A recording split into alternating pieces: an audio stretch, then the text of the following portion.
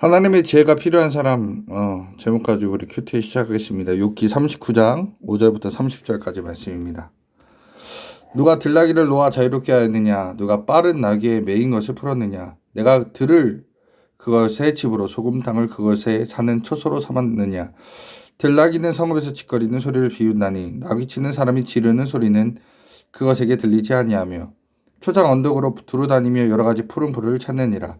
들소가 어찌 기꺼이 너를 위하여 일하겠으며 내 외양간에 머물겠느냐?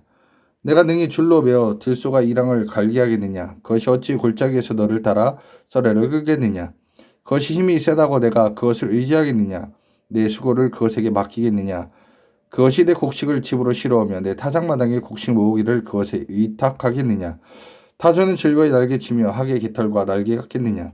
그것이 알을 땅에 버려두어 흙에서 더워지게 하고 발에 깨어질 것이나 들짐승에게 밟힐 것을 생각하지 아니하고 그 새끼에게 모질게 대함이 제 새끼가 아닌 것처럼 하며 그 고생한 것이 헛되게 될지라도 두려워하지 아니하나니 이는 하나님이 지혜를 베풀지 아니하셨고 총명을 주지 아니함이라. 그러나 그것이 몸을 떨쳐 뛰어갈 때에는 말과 그의 탄자를 우습게 여기느니라. 말의 힘을 내가 주었느냐? 그 목에 흩날리는 갈기를 내가 입혔느냐? 내가 그것으로 메뚜기처럼 뛰게 하였느냐? 그 위험스러운 콧소리가 두려우니라.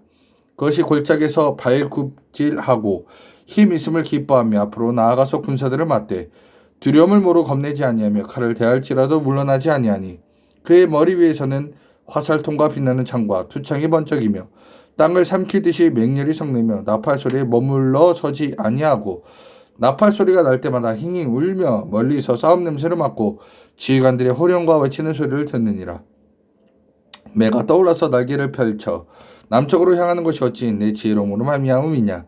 독수리가 공중에서 떠서 높은 곳에 보금자리를 만드는 것이 어찌 내 명령을 따름이냐?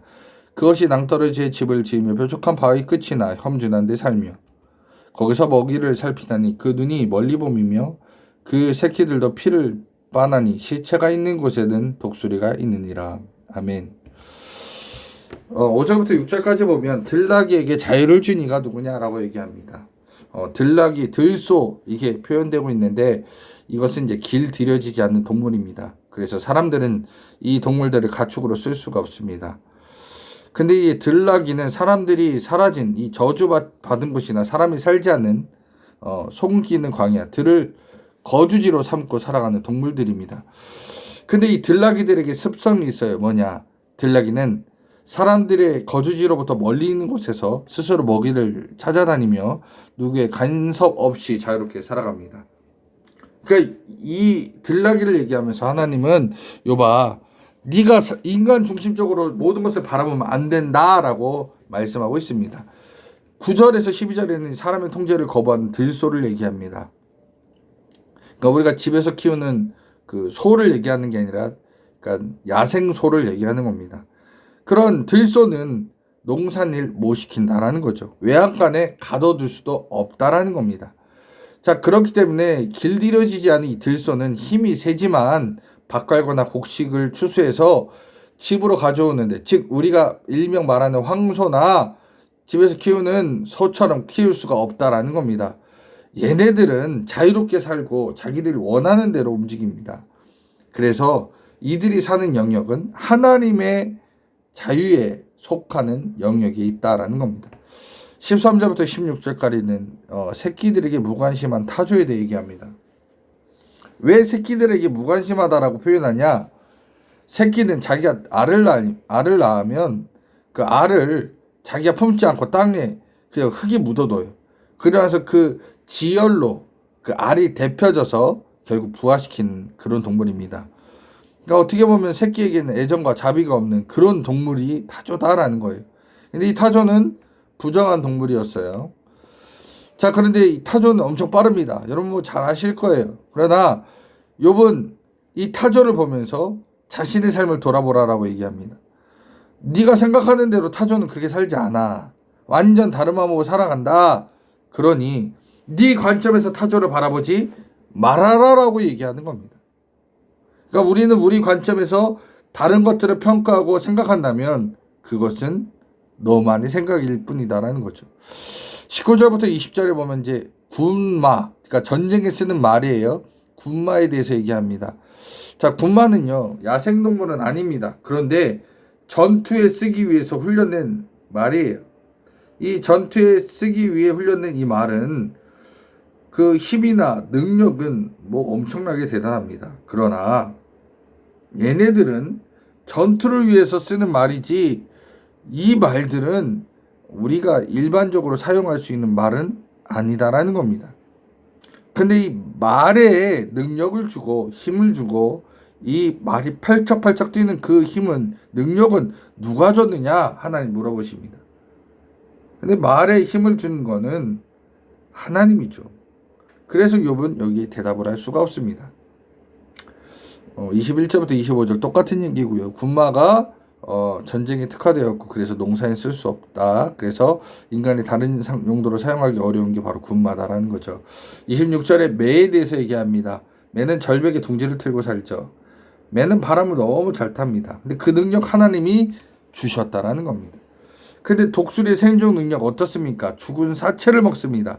그래서 독수리는 부정한 동물이죠. 높은 곳에 날아서 높은 곳에서 보금자리를 만드는 새이고, 또 자기 새끼들을 높은 곳에서 떨어뜨려서 그 나는 능력을 키우는 게 바로 독수리입니다.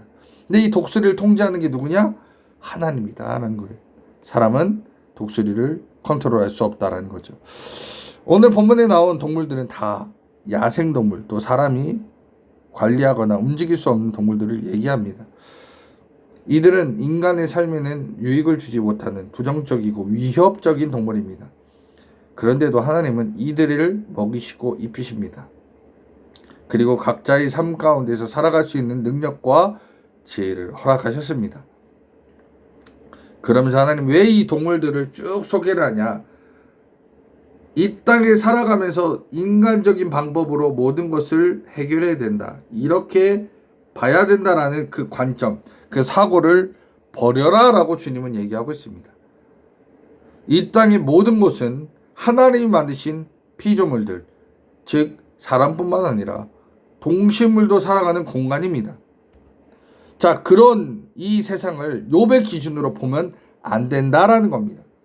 각자만의 방법이나 규칙은 다 있다라는 거예요. 인간이 볼 때 독수리가, 인간이 볼 때 말이, 인간이 볼 때 들소가 부족함은 있습니다. 그러나 하나님께서 또 그 동물들이 살아갈 수 있는 지혜와 명철을 허락하셨다라는 거예요. 그러니 동물들도 하나님이 주신 지혜와 능력으로 각자의 그 야생에서 삶을 살아가지만 사람도 하나님이 주신 지혜와 명철을 받아서 살아가야 된다는 것을 말씀하고 있는 겁니다.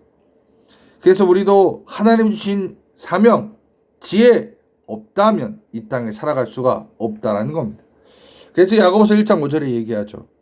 너희 중에 누구든지 지혜가 부족하거든 후히 주시고 꾸짖지 아니하신 하나님께 구하라 그리하면 주시리라.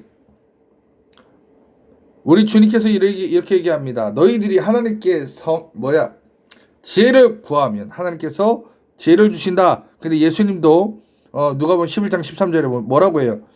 네가 악할지라도 좋은 것을 자식에게 줄 줄 알거든 하물며 하나님께서 구하는 자에게 성령을 주시지 않겠느냐라고 말하고 있습니다. 성령은 뭐예요? 바로 여기서 말하는 것은 지혜와 명철을 얘기하는 겁니다. 솔로몬도 하나님께서 주신 지혜와 명철을 가지고 그가 나라를 통치하고 사람을 재판한 것처럼 우리가 하나님께 능력을 구해야 되는 겁니다. 살아갈 수 있는 능력, 그건 뭐예요? 하나님께만 받아야 이 땅에서 온전히 설 수 있다는 겁니다. 그래서 하나님께 지혜와 능력을 받은 사람이 이 땅에서 제대로 사람들을 섬길 수 있고 사랑할 수 있으며 만물을 다스릴 수 있고, 그래서 그런 삶을 우리가 살기 위해서는 늘 우리가 주님께 기도할 때 지혜와 명철을 달라고 해요. 하나님의 뜻을 이루는 존재가 되게 해달라고 기도할 수 있어야 됩니다. 우리 믿음의 성도님들 늘 기도할 때마다 하나님 저에게 지혜를 명철을 주시옵소서, 이 기도 빠지지 마시고 꼭 기도해서 하나님의 뜻과 하나님의 방법으로 판단하고 결정하는 귀한 믿음의 성도님들 되시기를 간절히 축원합니다.